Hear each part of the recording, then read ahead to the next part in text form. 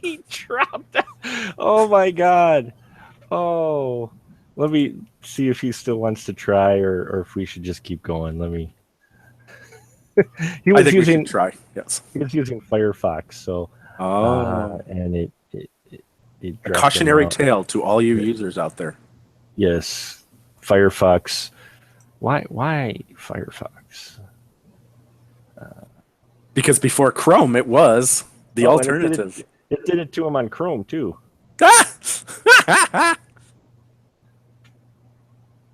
Well, he's got Edge and Internet Explorer.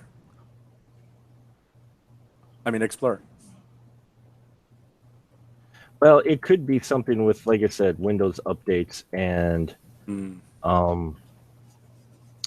Google Hangout. I've had that happen before when there was a driver when I first installed Google Hangouts. Yes. The driver was a Windows 10 driver, and my microphone would work until it got to Hangout, and then my microphone would no longer work. Yeah. The joys of having some problems with Hangout as well. I found out that if sometimes if I don't put it in, I used to like to put it in unpublished mode or unlisted, and for some reason, whenever I did that, everyone always ended up starting in their own instance of of the room. So now I just go public, and then I switch it back to unlisted after we're done. Oh yeah. No, I have it public. I don't care. You don't care? Well, that's the added flavor, because you can realize just how much has been edited for parental consideration. Well, like we had to edit some things for our Wonder Woman one because some BTS stuff here. We were thinking of we ended up saying Nazis instead of Germans. Oh yes, that's bad. Yeah, well, it's still war. They were still the bad guys. So it's just not quite Nazi level yet. Yeah, but you saw the end scene where without the influence of Ares, they were all hugging each other, like they did in the real war.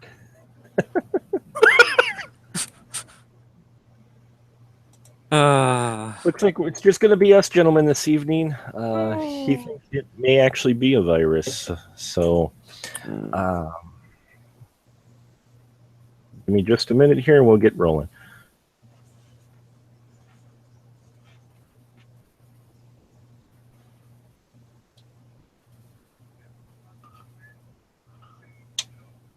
Are we going to sing the Batman Christmas Carol song?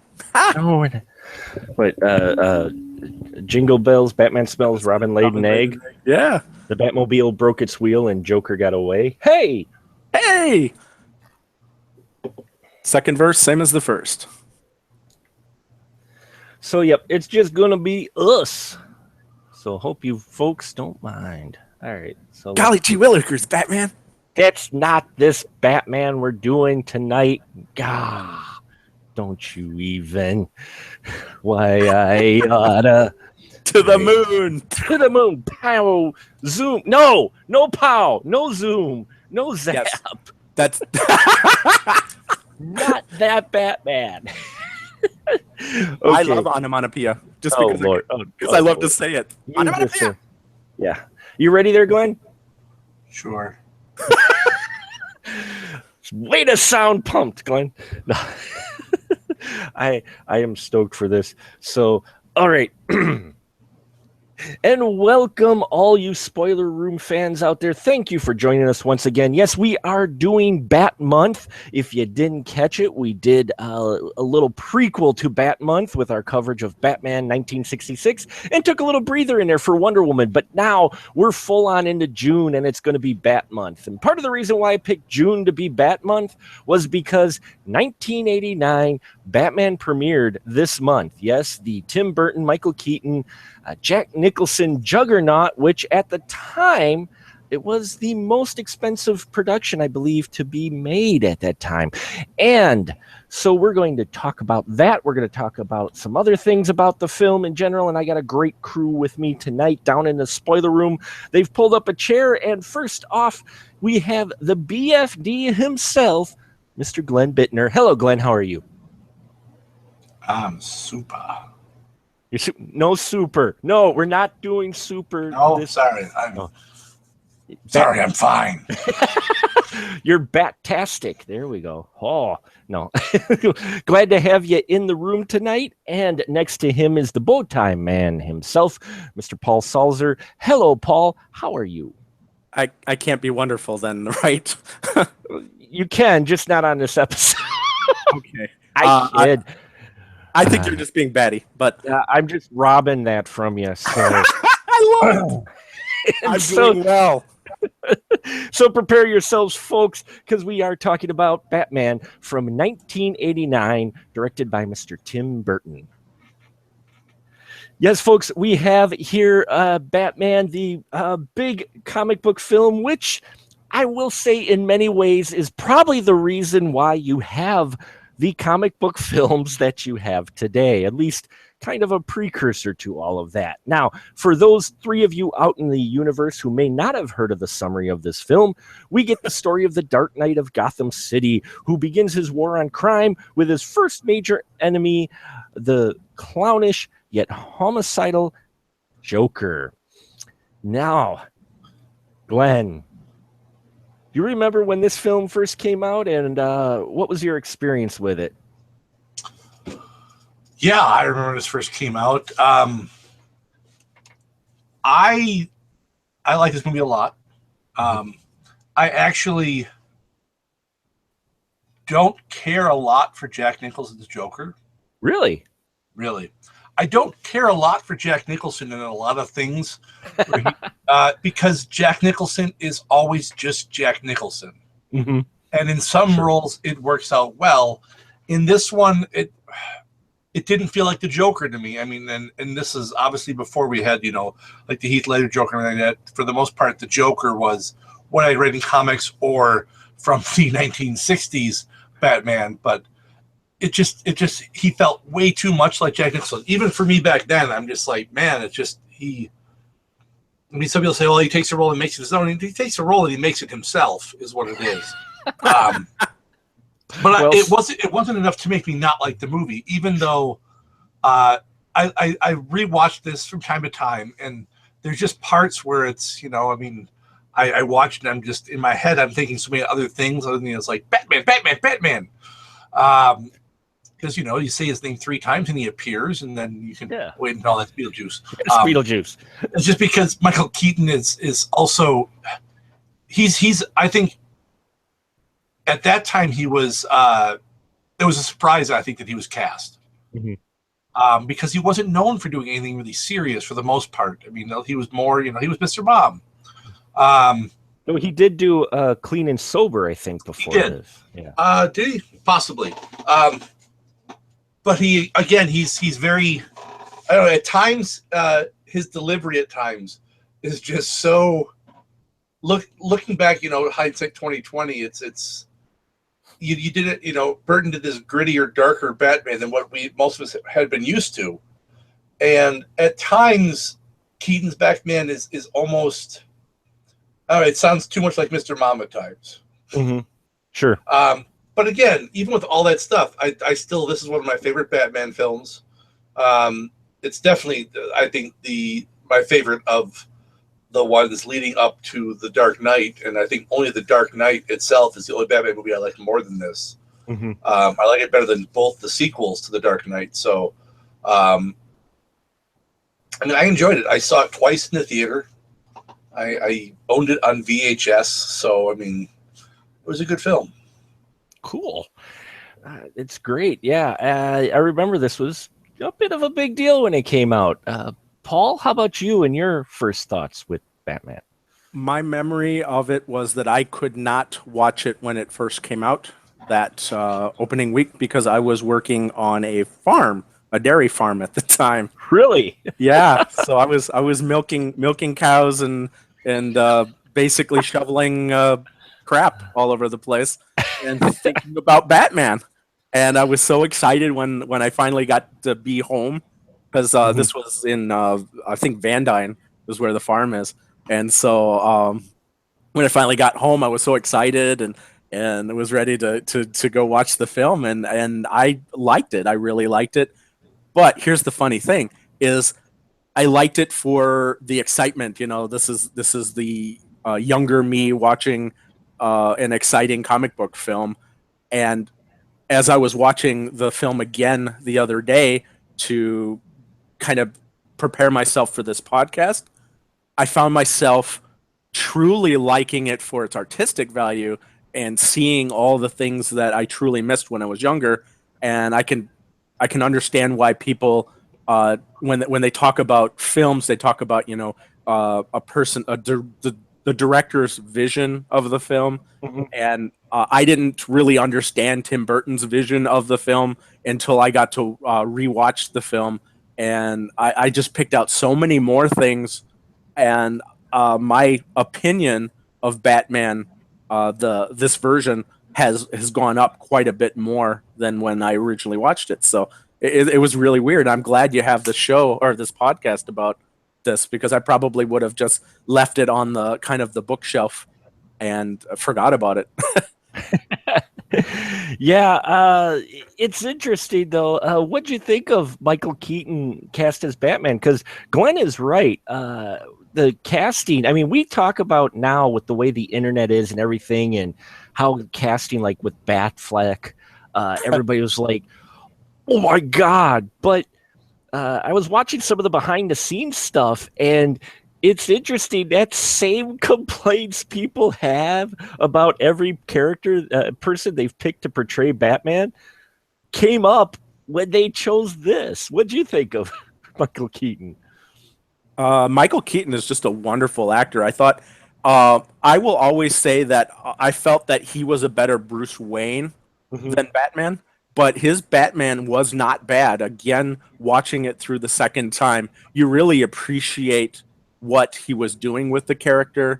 And yes, I know people complained about it growing up, but I think he even hushed a lot of people after they watched it. And he's been kind of doing that a lot, throughout his career. Is like people don't expect him to do a certain thing, and Michael Keaton just comes and he just blows it out of the water. And he really did a good job in this role, and I think he blew it out of the water.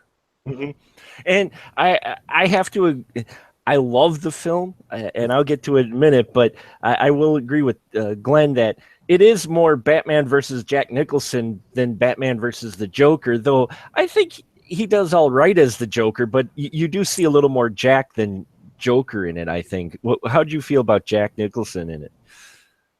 Do you want me or Glenn? Yeah, Glenn, okay. Glenn gave his Glenn. thoughts, Okay. Yeah. Truthfully, I thought his performance as Joker was very good. I know a lot of people will say, you can't beat Heath Ledger, but I do think Jack Nicholson was a very good Joker. I think he played a different version of the Joker. And in the New 50 or in Rebirth, I think they talk about them being actually distinctly different versions of Joker existing in the world.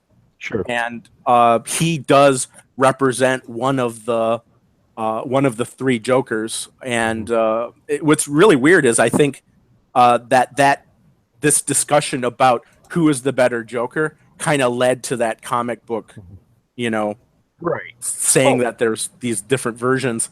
And he does.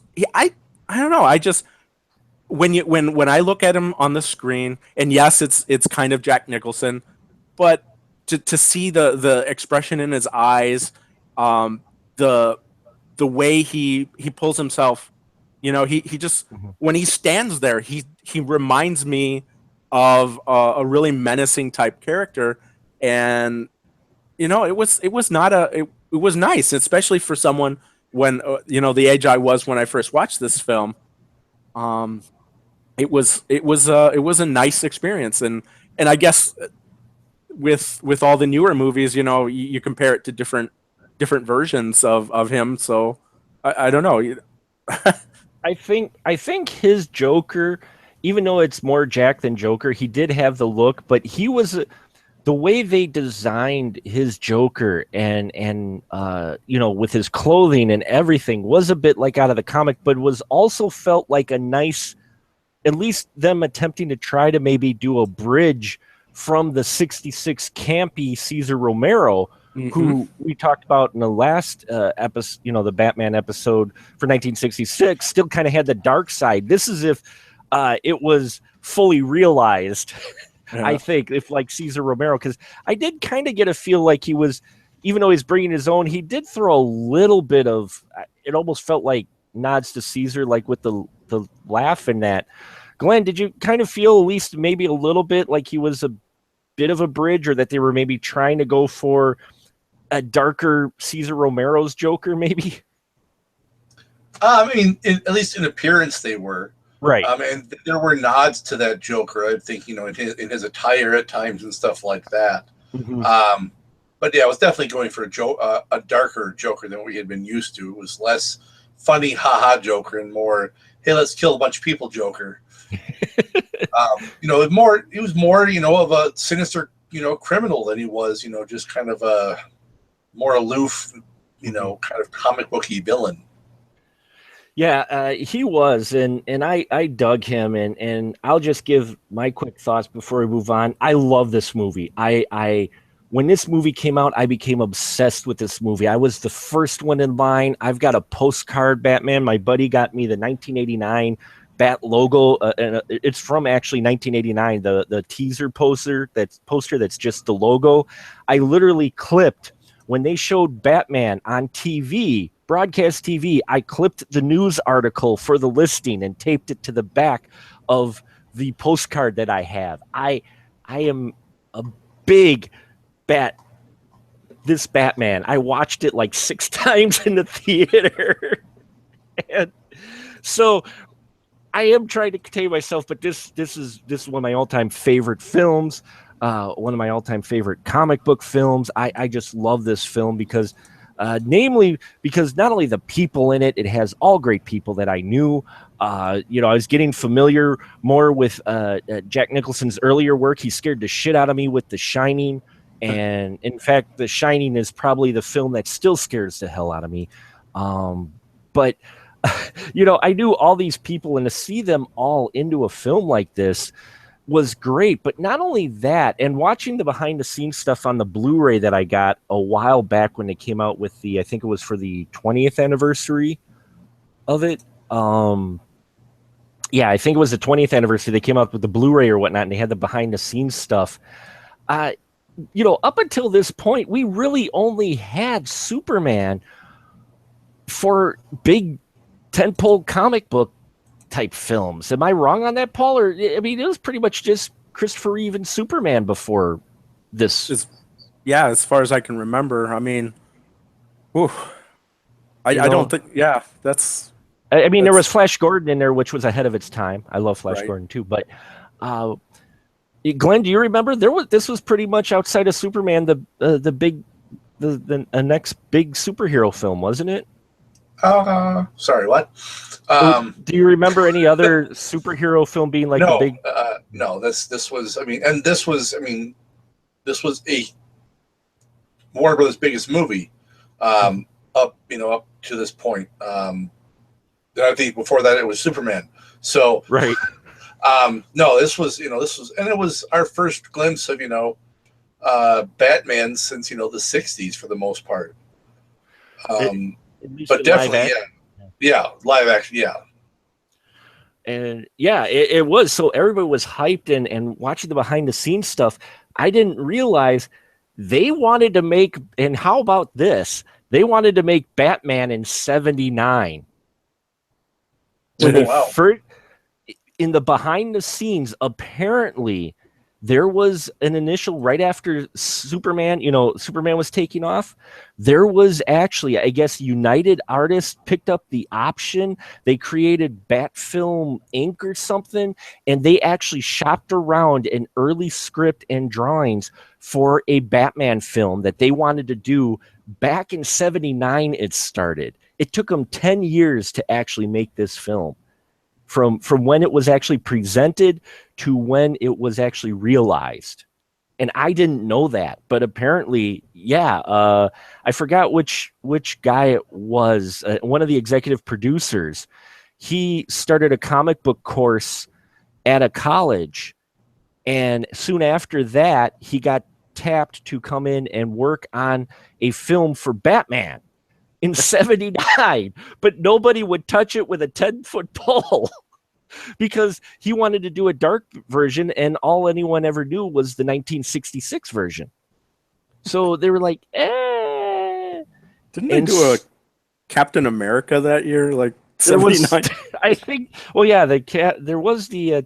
I think that was a TV movie though. The I Captain think you're America, right. I think you're right. The Captain Americas were, and you had Spider-Man in Electric Company. Oh yeah. Yeah. How about Swamp Thing? When did Swamp Thing come out?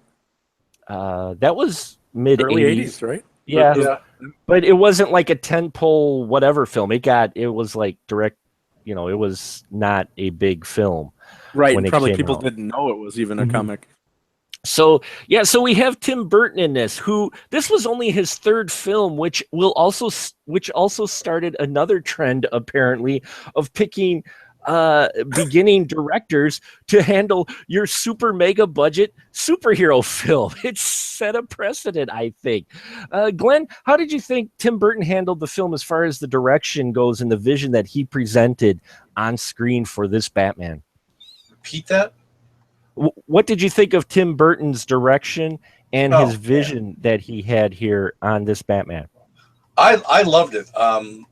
Like I said before, I mean, aside from Dark Knight, this is my favorite Batman film. I love the way he took it. I mean, up until this point, for the most part, my Batman experience was much more campy, and this was not campy. It was dark and it was gritty.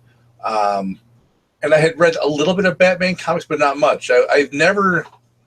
Batman's never been one of my top heroes. Mm-hmm. It's just like, he's a rich dude who can fight.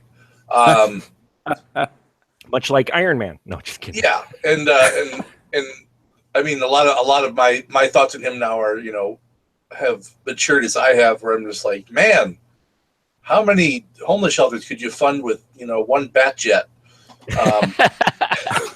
Ouch. I mean, really, God, it's, do you need multiple bat cars? I mean, come on, man. But I love the look. Burton has a unique style to him, and I think that style translated very, very well to Batman. Yeah, very very looming. Everything was very looming as far as like the architecture, which just made for a grander story, I think, and that it's the city itself of Gotham is a huge character in this because of the way it's designed. Well, yeah, and looking at the the behind the scenes stuff, they talked about how practical they did, and they went to Pinewood Studios because they didn't have anything big enough in LA, so they built most of those sets, which, let's all be honest, now would be CGI. But I love the world of Gotham, Tim Burton. I mean, that's what caught me initially when watching this film. I agree completely. It's what I wanted from Batman. It was this dark, gritty. It wasn't all really bright colored, and there were massive statues and buildings in that. And I just loved the set pieces they had in here. Paul, how about you with Gotham and Tim Burton's vision of what he brought to Batman? If you would have asked me 2 days ago, I would have said wholeheartedly that his vision was stupid. Oh, really? Yeah, but watching it in preparation for this podcast, I really went in with looking at it from the standpoint of how much I've learned about movies since that time period, and I noticed things that I never noticed as a kid. I noticed how certain scenes were looked like panels from from a comic book. I loved the way that they introduced Batman. You know, first in the background, you saw his shadow kind of falling down, and the whole cape was so dramatic, and it reminded me of, wow, this is really a comic book come to life. And it's not like the newer films, which where they were trying to be very ultra real.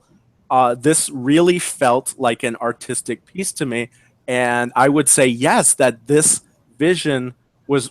I guess this is a good example of what when they say that it was beyond, or it was beyond its time, or when Yeah. It was and it was ahead of its time ahead of in a time's number of time. ways. Yeah. And I think now I have a much greater appreciation, a much better understanding. And if you haven't watched the film in a long time, I would recommend trying to look at it from a standpoint of not just, Batman, uh, the character. Look at it as from Batman, the comic book come to the screen, type of Yeah. And but the the framing, the way people are blocked. Mhm. It's amazing. It looks like a comic book to me, Yeah, I'm and glad color you choice.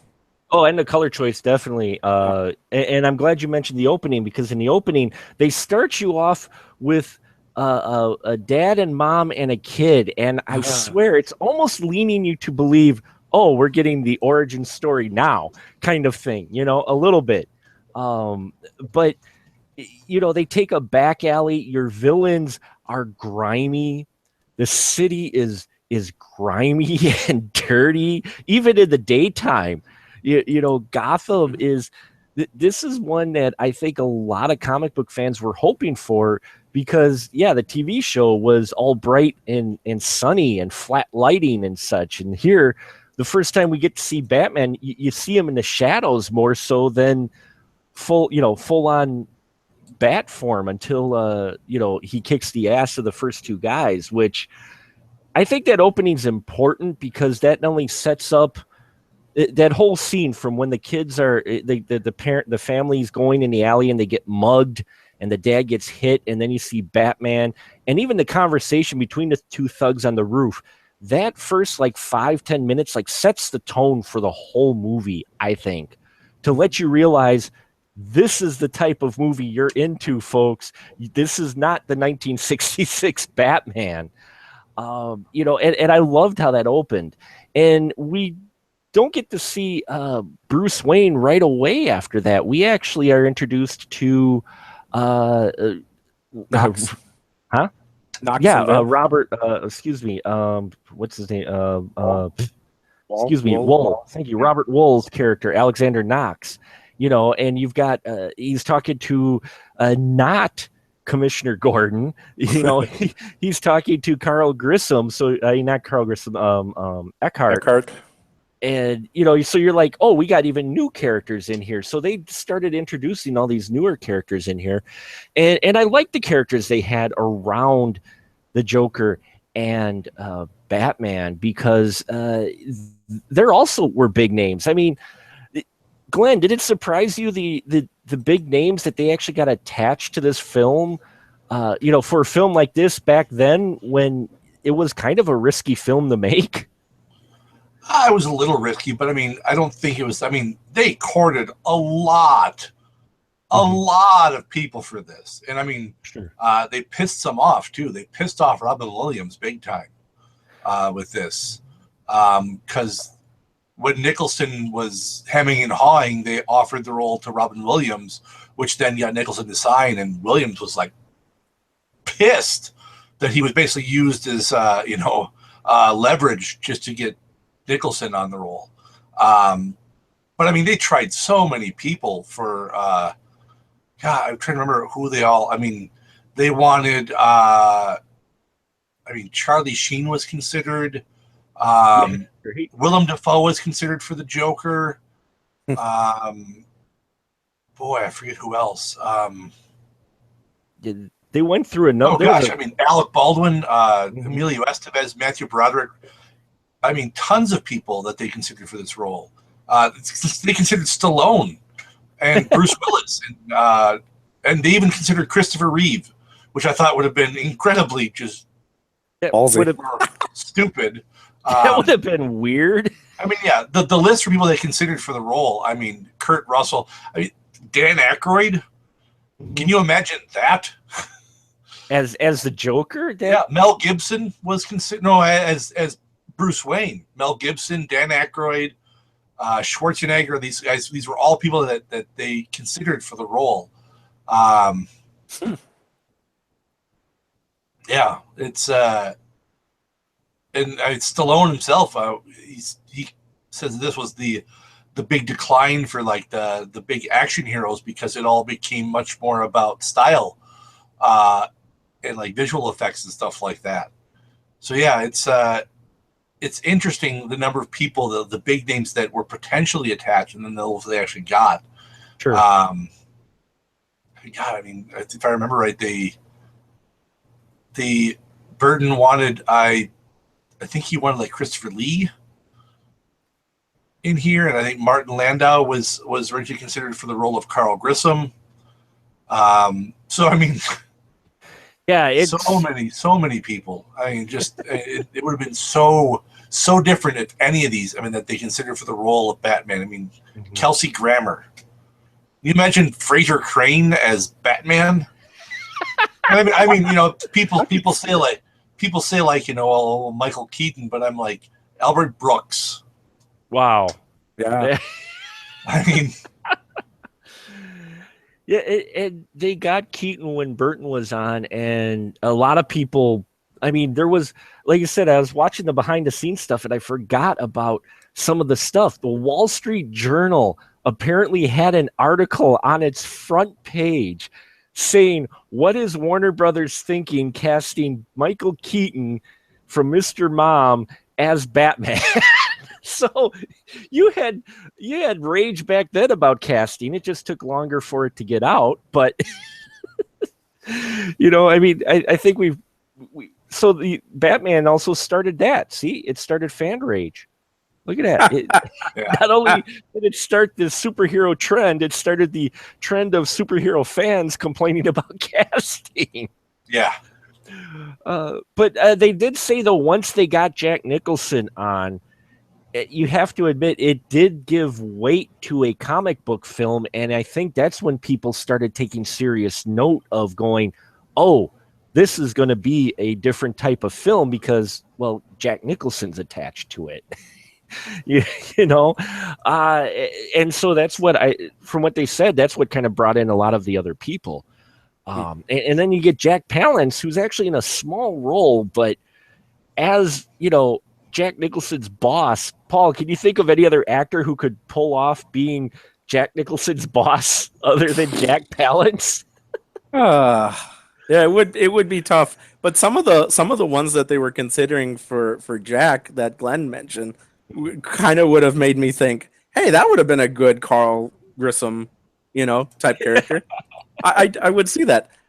And you know, thinking about it now, you know, with the kind of the joke of him doing push-ups. You know, yesterday I was wanting him to do push-ups. Yeah, I just really did, and I was like, wait, no, so it took me out. But he was a great part, and you really do need somebody that can kind of not be intimidated by Jack playing Jack, I guess. Yeah. So yeah, you needed somebody that, especially if that guy is supposed to be his boss. Mm-hmm. So yeah, good choice. Yeah, and with that Carl Grissom character in this Batman, we get more of a gangster feel that kind of fit the set pieces that they had.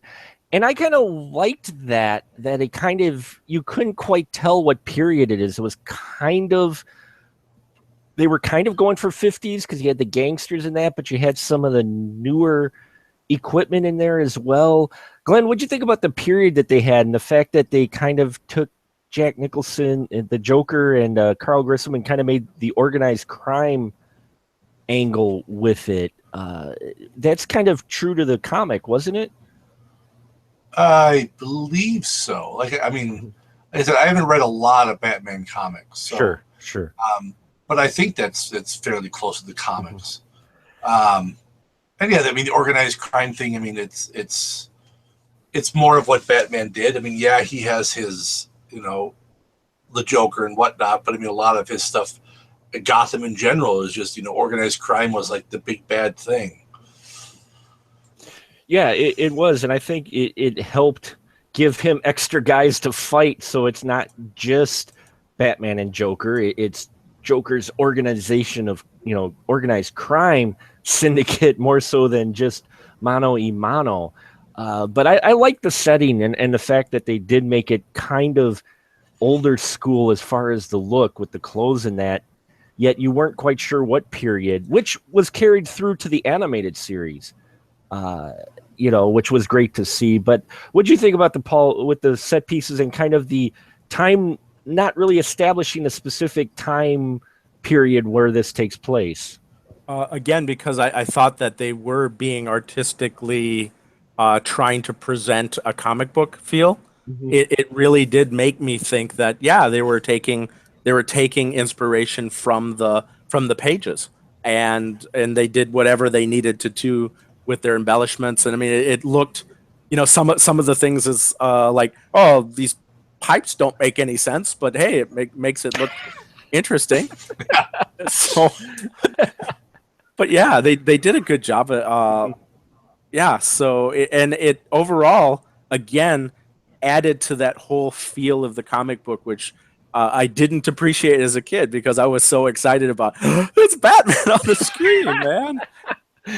Oh yeah, I mean that the excitement to it, and I watch this at least a couple times a year. I fully admit it, because I love this movie so much. But you do still get a little bit of hints, I think, for the '66 Batman, like our James Gordon, who I don't get me wrong, I love Pat Hingle. Come on, from freaking Maximum Overdrive, so he's in here, but his Commissioner Gordon isn't quite as bumbling as the TV Commissioner Gordon, but you get the impression he's not quite, that skilled, don't you, Paul? You still get kind of the feeling like he's in over his head, and that's why you have Batman. Yes, you needed. Well, I think that was their kind of way of explaining why crime could go on as it did. Sure. So yeah, it kind of felt that way, and of course, he had all these corrupt cops inside of his own organization. He probably didn't know how many. Probably 50% of them were all crooks. He just didn't realize it.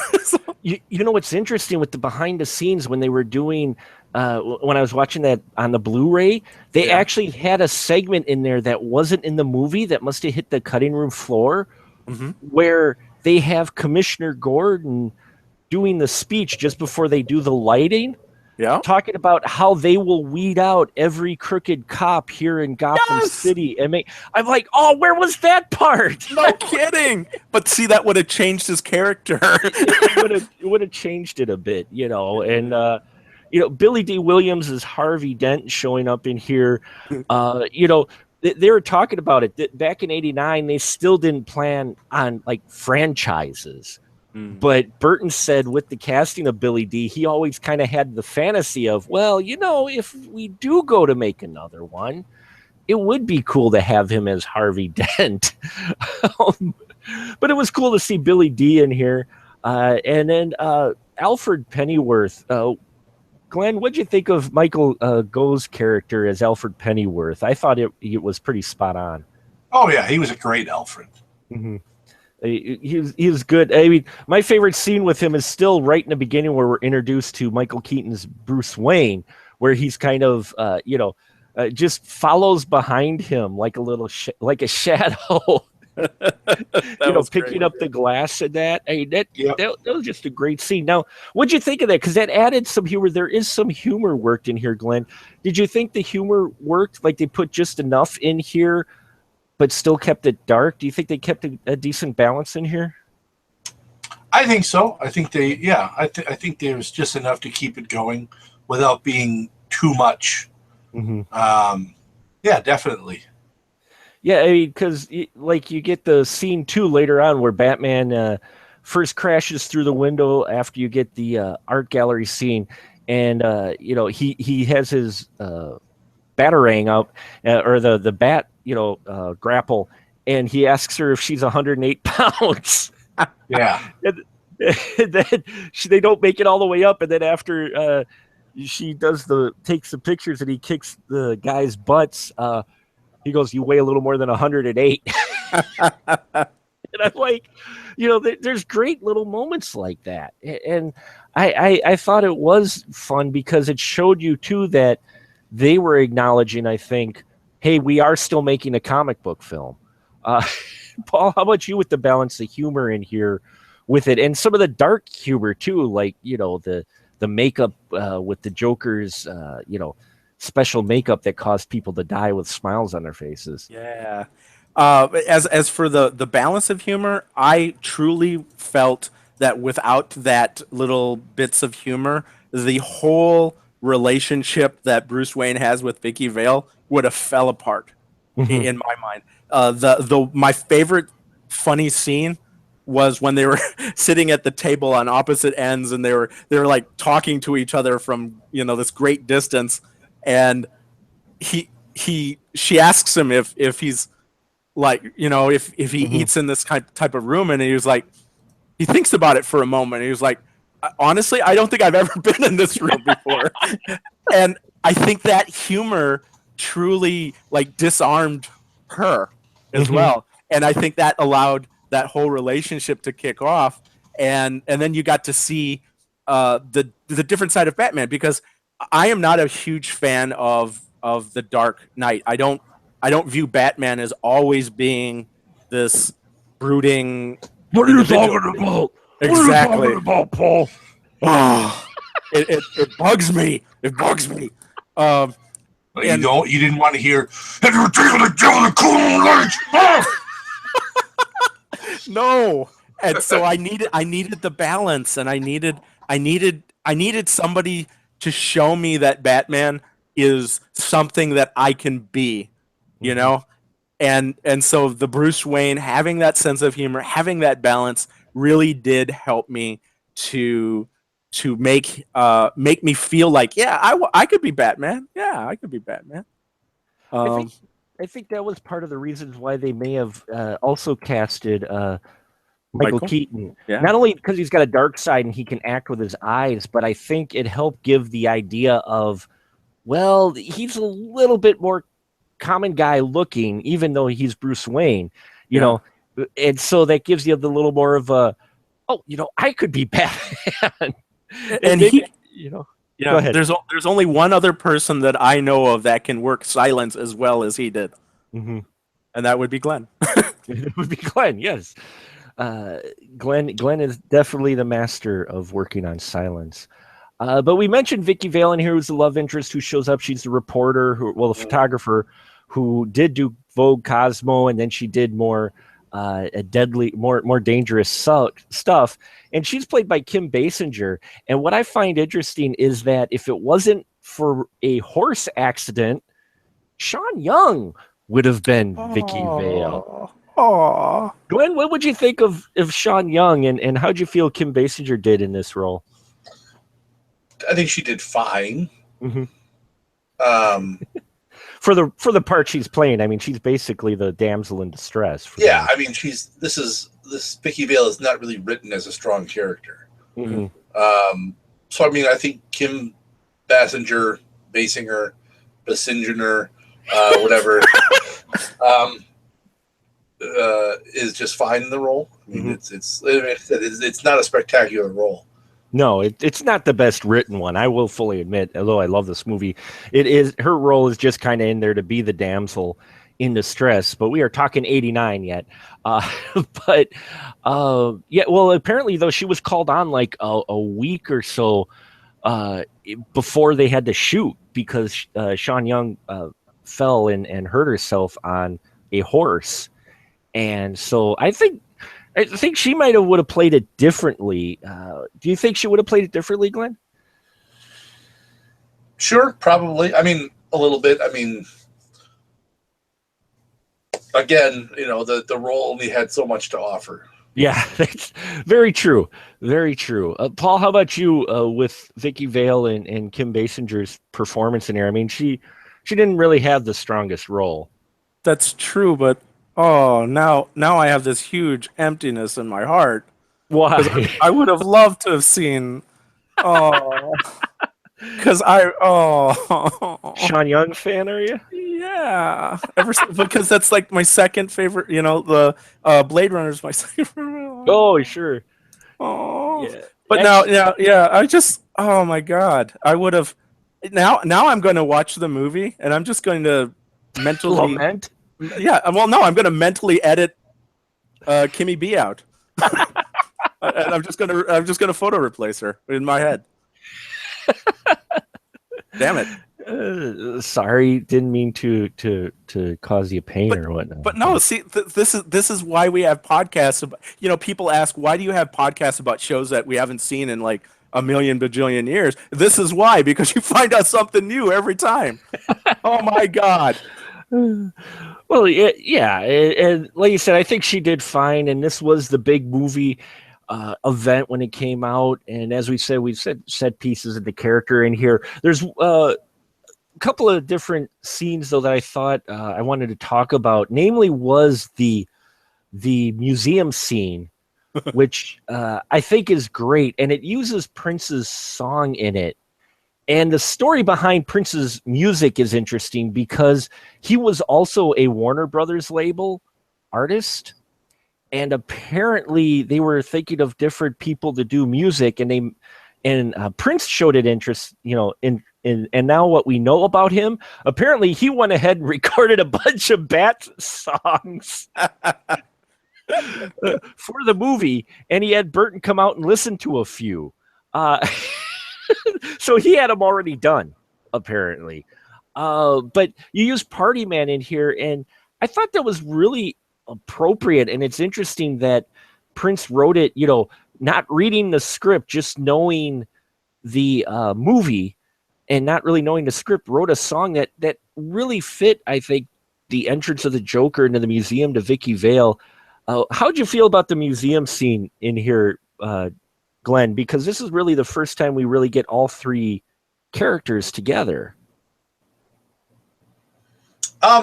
It's fine. I mean, it. Do you think Prince's music worked with it, or does it take you out of it a little bit? Prince's music works with everything, so I don't see how this is a valid question. Sure, good point. Good, very good point. That is a good point. How about you, Paul, in the museum scene? Well, I mean, considering that a lot of the Danny Elfman type music was radically different in this type of film, mm-hmm. and to have that Party Man, it just kicked it up. And it made it very much like a fun atmosphere, and you knew that the scene was meant to be a little bit fun, a little bit dangerous, and very dark, considering you had all the dead patrons around. Yes, Vicky Vale. So that was an extremely interesting choice, and Prince did a wonderful job with it too. Well, that album, I think, the song "Bat Dance" hit before the movie came out. And in fact, the marketing machine behind Batman, I think, is why we have the marketing machine we do today for superhero films. But the Prince's album, the music he came up with, I dig it. I love that. I've played that album so many times. But again, I was a fan, so I ate up everything that was Batman. But yeah, the Party Man really fits the Joker character and the scene. And so to find out that he went ahead and wrote this and then they put it in the film, it was one of those things where it's just, I think it was a perfect match because, yeah, it is Prince. So there you go. But you get some great dialogue in here when Joker meets Vicky Vale for the first time in here with the museum scene. And he gives one of my favorite lines, and I wish they would have worked it in later on. I don't know if you guys had seen the comic book version of the film, but in the museum, the Joker, Vicky Vale asks the Joker, "What do you want?" And of course, he delivers that great line, "My face on the $1 bill." You know, apparently there was a scene where the money he was throwing out at the end was dollar bills with his face on it. Nice. And I'm like, oh, that should have been in the film. But it was because I bring up the museum scene, one, because it launches one of our big major action scenes in this film. And we get introduced to the Batmobile, my favorite Batmobile, still right next to the 1966 one. Paul, the Batmobile, your thoughts with their design and what they came up with for Batmobile. It was great, and I remember too that there was just as much controversy about the Batmobile as Michael Keaton, because they were trying to compare it to the TV, the iconic Batmobile of that, series. And I just remember a lot of people were either huge fans, or they said, oh, this is nothing, why is it shaped like this? Why is it doing this? Why has it got the intakes? And I thought they did a really nice job. I thought they made it realism, and I loved the bat armor that went around the thing. I thought that was the coolest effect up to that time, because I never, it looked really cool. It's like, and I wish my car would have done that. the armadillo armor, which was great. Yeah. But even with that, the shape, everything with that, I just love that car so much. I want to own that car. But I think what works too is they pretty much built from scratch their own vehicle, which I think helps work. Glenn, did you think? What did you think of the original? Not the original, but this Batmobile. How'd that work for you as far as its design and everything about, when you see it? How'd you feel about it? Oh, it was super cool. Mm-hmm. It was mega cool. And I mean, no, it was awesome. I loved it. The scene with the machine guns just like cutting through the door, going, and then just watching it fall through. Oh, well, they pop up out of the Batmobile. It's great. I know. And yet, what I loved about the design of it is because it just like just about everything else in this film, everything fit within this world. This might not be your favorite Joker, but the Jack Nicholson Joker was perfect for this world that Burton built. This Batman fit, and this Batmobile was such a great piece. And they built the thing. The thing was practical, and they built it, and you hadn't really seen something done with that scale, I think, with a superhero film, because Superman flew. Yeah. So Superman didn't really have cool gadgets. So the fact we had Batman in this badass car that apparently was fast, and unfortunately the Pinewood Studios where they built the set was only like a quarter mile long or half mile long. So they never were able to open up the Batmobile until they do that scene with it driving through the woods. Mm-hmm. Where they could actually realize its full potential, because they did basically build it from scratch. Yet again, they gave a little nod to the original Batmobile because it still had the jet engine on the back. It still had the jet on the back. So while you don't have your, turbines to speed and atomic batteries to power, it still had that feel. And this is my favorite Batmobile. And I would say that it influenced the comic Batmobile for many years afterwards, as far as the one you saw in the comics. Wouldn't you say, Paul? I would say so. That design? Mm-hmm. Well, and also, too, I think it kind of, it looked to me like Batman, too. It looked like, I could see this being a car that Batman drives. I mean, it had those little pointy fin things that reminded me of the ears of Batman, So it was a really good design. You can't fault that design, except when you were in the 1980s or whatever, because apparently there were enough people that did fault it. Well, yeah. Well, I mean, the Batman, the Batmobile in 1966. That one's a cool. Don't get me wrong. That's a badass car too. I'll take that one. But this one is just my favorite. I love this Batmobile. I would sell a kidney to own this Batmobile. I loved it so much. Man, when it came on the screen, you know, good old what crepes? How old was I? Like 13, maybe at the time when it came out. I was like, oh my god! I was like, I loved, but by that time that I was into this movie so much. But not only do we get a Batmobile, but we also get the Batwing. Yeah. I mean, the Batwing, even though where he the groan part, huh? The groaning part. Is that what you're talking about when he flies up in front of the freaking moon? I didn't groan to that. That was artistic comic book. Oh. I loved it. Ah! Did you not like that scene? No, I did not. With the little bat symbol in the moon.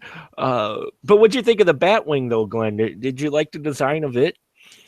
Yeah, except, boy, talk about a pointless piece of machinery that can be brought down with one shot from a big pistol.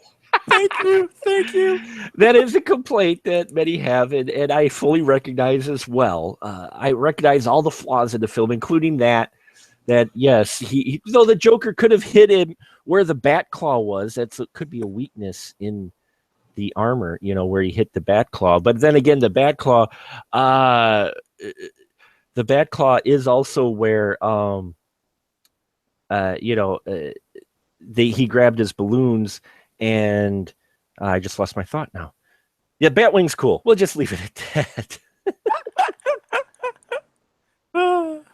Oh, and we got Mr. Scotty D, who is in our chat. So hello, Scotty D. Screw that guy. That guy. We got a live one here. Which we get a lot of one-liners in this film, quite a bit, just like you would with a big superhero film like that. But we get Joker trying to poison a crowd near the end. Scotty D says, "Screw you too, Glenn." So just thought I'd let you know. Well, someone wants to be rebanned from Wisconsin, I think, is what it is. we could put a ban on Wisconsin, but we couldn't ban Scotty D, though. I don't know if he'd want to come to Wisconsin, but but we have this big showdown near the end, which is one of the big pieces, and they used models for a lot of stuff because this again is before CGI. And Paul, what do you think about the models? Do you think, there's a few scenes in here that date it, but do you think that helps keep this film from feeling too dated with the models and all the practical effects in this film? Sometimes I've been lately getting I'm almost reversing my stance on CG. Yeah, I don't know why, but it's I think sometimes if it's done correctly, it can be okay. But in this particular film, the modeling, I thought the modeling was done fine. I wasn't distracted by it. It looked real to me. Yeah, there were a few weird scenes, but overall, I didn't mind it. I think they did a good job. It was a good choice with what they had available, So honestly, I don't know if you start liking CGI more than practical, Paul. We're gonna have to seriously rethink your membership to the spoiler room. But it's not going to be more than I'm just not going to hate on it as much, Oh, okay. Right, and I've also seen movies where they use practical effects that are not intentionally supposed to be humorous, and yeah, it's like true. There are a few moments, especially in this film too, where near the end. But it's funny listening to the commentary from Tim Burton. He was saying some of the shots, the technology wasn't quite there, and you could tell he kind of would have liked to go back and redo a couple of. But he did like the models shots. Glenn, how about you? Did you like the models and such in here? Do you think it kind of helps keep it from being a little bit dated anyway? Yeah, I love model shots. I love practical effects. Even the very, very obvious model shots in the Godzilla movie, I've always been a fan of them. Yeah. So yeah, no, it's great. Yeah, and I thought they were really well done in here as well, and you know the big cathedral piece, which is where the big showdown comes in for the Batman and the Joker. I And the just bell love coming down. Yeah. and the bell coming down. I just Oh. love that set piece. You know, it goes along with the rest of them, but how'd you like that whole journey up the bell tower, Paul? Did you think that was good for kind of building up a little of this final epic battle with the juggernauts?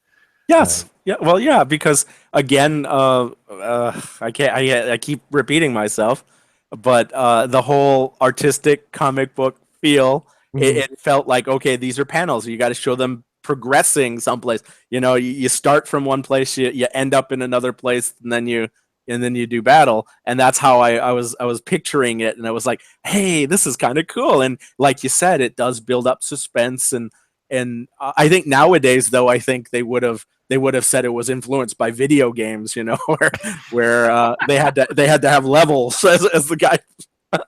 Well, you do have the boss fights, but Yeah. you know, it goes with a lot of action pieces, you know, where you feel like you're going through the different boss levels of video games, because video games, are modeled off of those action films. Mm-hmm. But this showdown, what I thought was interesting too with this one versus, even what you kind of get later on, but even in the comic, physical fighting between Batman and the Joker. Joker was never really a fisticuffs fighter, was he, Glenn? He really was more of the sneaky, stab you in the back kind of guy, wasn't he? Yeah. And did you think that was odd when you had Batman, who's all physical, though, here at the end, beat up on Jack Nicholson? No. Did it feel awkward at all, or is it, by then Jack's so bad you want to see Batman beat the crap out of him? Oh yeah. I want to see someone beat up Jack Nicholson all the time, anyways. So I mean, yeah, no, I mean, it's fine. I mean, that's he needs a good thumping. Yeah, he does.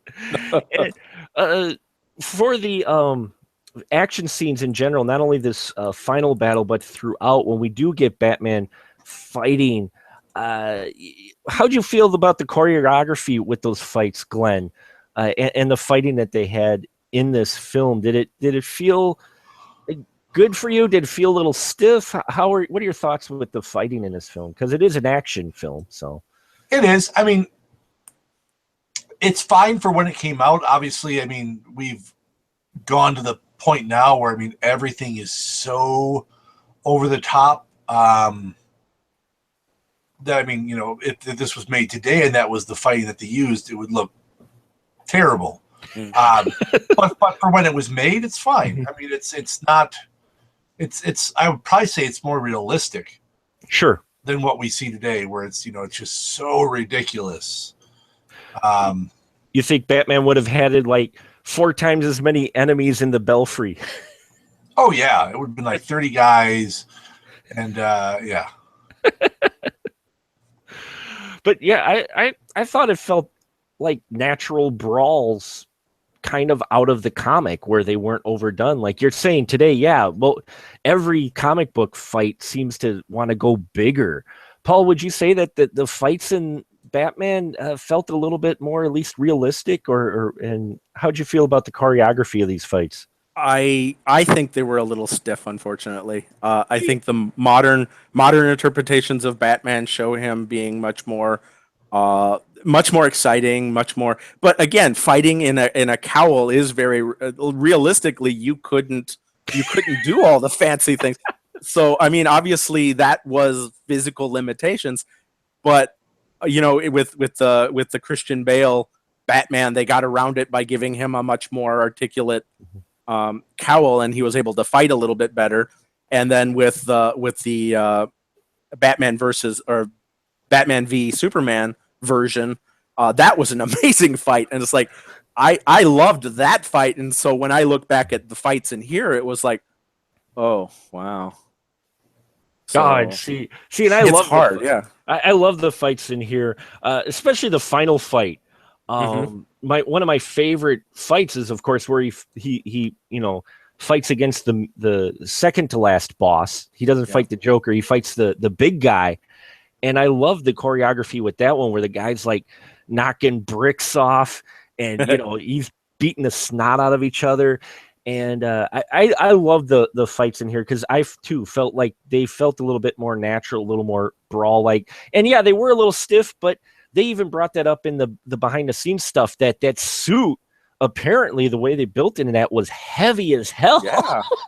And so it was a bit difficult, even though it was a stuntman, though apparently Michael tried to do as much as possible for some of the stuff. They did have the stuntman in there for and it was tough for them to move because of the design. And that's why I think later on, which will be the film we talk about next week, which is Batman Returns, his suit is designed a little bit differently. It's more like armor rather than one whole chest piece. So I think they did kind of learn from that as well. So yeah, Batman. I love this film so much, and after watching the behind the scenes, realized that while I love it, it also set that really wonderful precedent of marketing because so much for this film came out before the film came out. Do you remember that, Glenn? How much marketing they did for this movie before it ever even? Oh my God, it was ridiculous. And if I had known that this was a sign of things to come, I mean, Christ. I've still got hanging on my wall. It's a corduroy bat hat that I have. But I remember back then, before the movie came out, there was so much merchandise. There was Joker clothing and Batman clothing and bat ties. And what's funny though is there wasn't a huge amount of flamethrower. Oh, wait, no. Yes, Batman the flamethrower. But what's interesting is there weren't a lot of product placements in the movie yet because this is before its time. There was really not a movie marketed like this or handled like this really before. I mean, closest was Star Wars, but as far as superhero films go and comic book films, really you just had Superman and there wasn't nearly as much hype, but the merchandising, holy crap. But you still don't get a lot of product placement in here, do you, Paul? Which I think helps keep it from being too dated, because of pop culture references. Would you say that helps? I think it does. I think it does. It would have taken me out of the whole comic book thing if they would have had product placement involved, like modern day stuff. Yeah, like if he drove past a McDonald's, yeah, and he popped a Pepsi. Oh my God! If Batman would have popped a Pepsi, I would have been. And I just want to tell you that remember.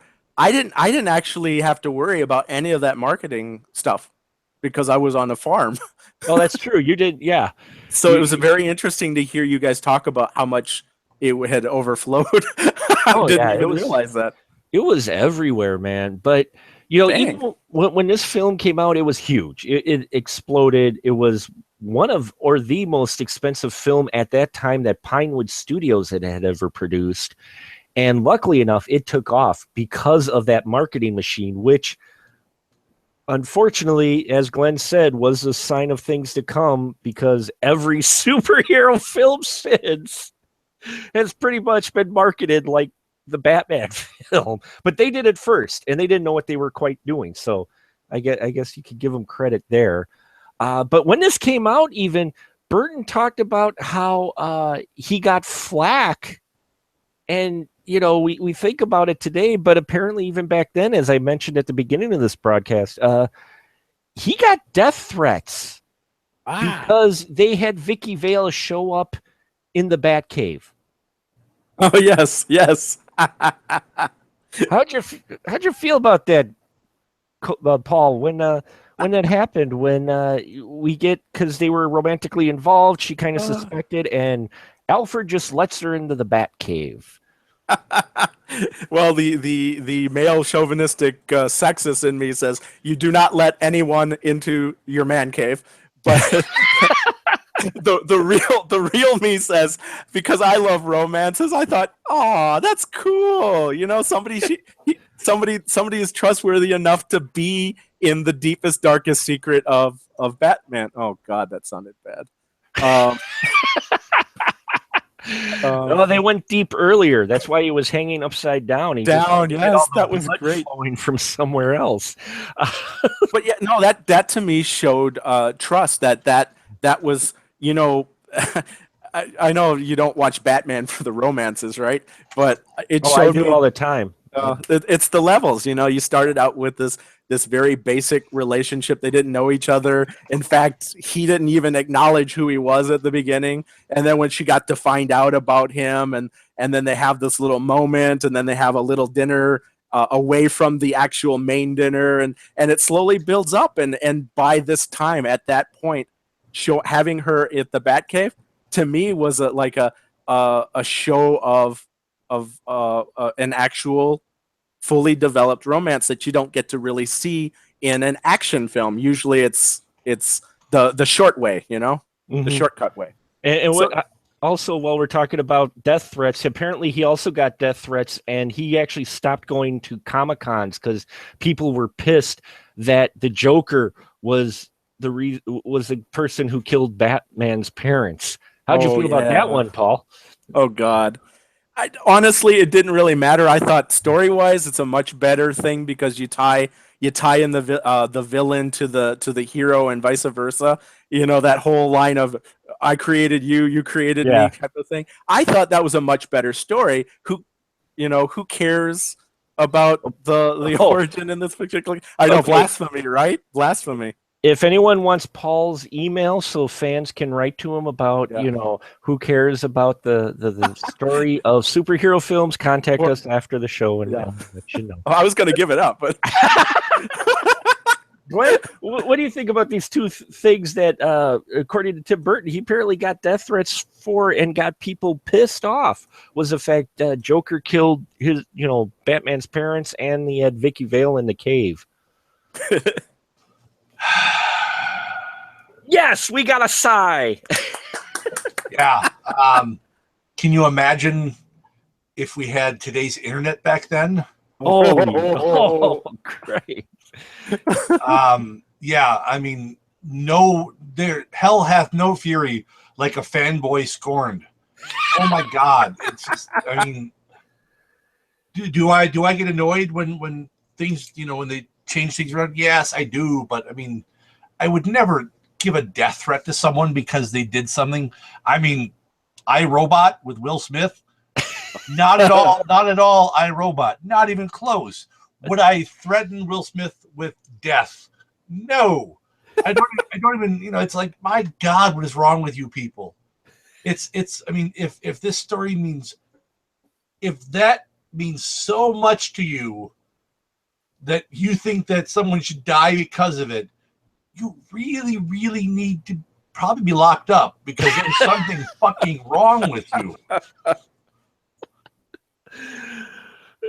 Yeah, and it's not like, and they made this point too in the commentary is, it's not like the comics haven't been reimagined and you have alternate storylines and stuff like that before. And we've touched on that before with other comic book films as well, where, fans are up in arms and it's like, well, which version do you want? It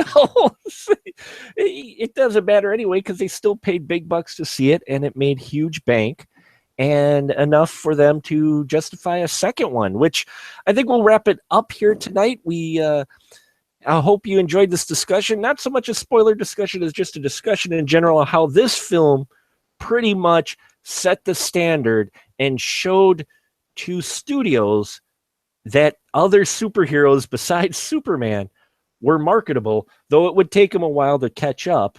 I hope this wet your whistle a little bit for those of you who hadn't watched it before. Check it out. Just because it's 1989, I think you may just be surprised. So we'll go down the line here. And why don't you guys give your final thoughts on Batman? If you think it really, truly was the template set for the way comic book films are today, and where they can find you at. So, Paul, why don't you go first and give your final thoughts and where they can find you at? Like I said, this was a much better movie in terms of nuance. Watching it as an adult, so if you remember watching it as a child and loving it, now with a few years of movie experience under your belt, go watch the film again and see what you can see what nuance that you can find from the film, like I did, and hopefully it will change your ideas of what this film was like. And honestly, I'm still all broken up by the Sean Young thing. I don't even remember where I can be now. Do you want me to break your heart even more? There was supposed to be a scene with Robin in it. Yeah, apparently they had it all storyboarded out. It's on the Blu-ray. There's an animated. They did animated. They had the Mark Hamill and the guy who does the voice for Batman for the animated series do the voices for it, and they showed the storyboard. Apparently, Batman is supposed to be chasing the Joker in a van, and they end up going past the circus. Oh, and it's because of the Joker that Robin's family dies. Oh.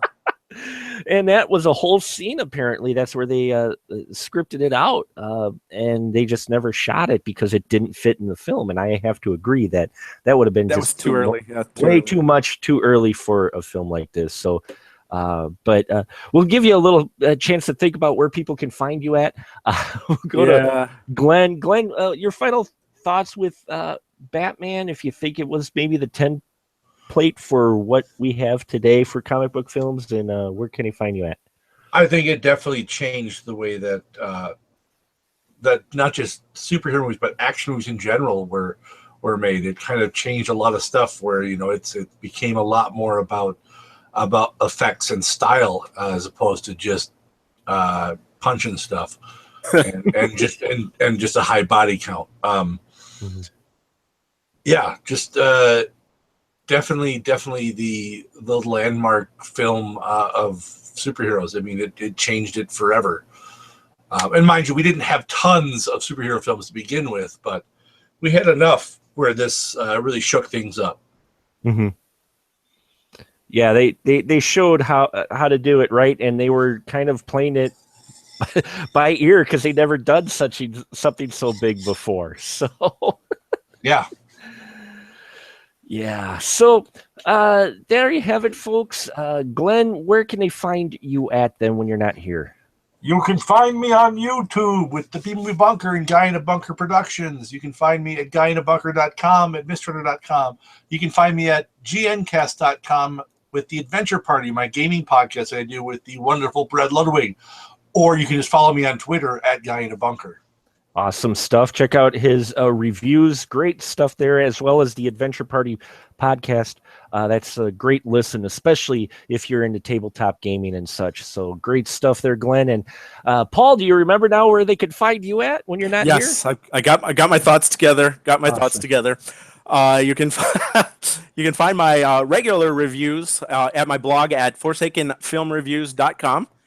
You can find podcasts that I am involved in other than the Spoiler Room at the Astro Radio Z Network, where the current podcast that I have is about William Castle's classic 13 Ghosts. And I also have a project that I'm working on called the Northeast Wisconsin Horror Film Festival, which you can get more information about at newhorrorfest.com. Fantastic. And you can find links to all their stuff on specialmarkproductions.com, as well as our Spoiler Room archive. Please like, rate us, and subscribe to us on iTunes. Help us out. Check out our Facebook page. It's on, not only do we have a page, but we also have a group where you can interact with us on facebook.com/groups/SMPRD. You can join the group and even have a say in what we talk about. Hope you enjoyed this episode. Like I said, we are doing Bat Month in June. So next week, look for our episode where we're going to talk about Batman and Robin, where Tim Burton, Michael Keaton are back in the saddle again, and find out how we felt about the sequel to this mega hit of Batman 1989. Thank you so much, folks. Catch us same bat time, same bat channel on the iTunes. Now say goodnight, my friends. Good night, my friends. Good night.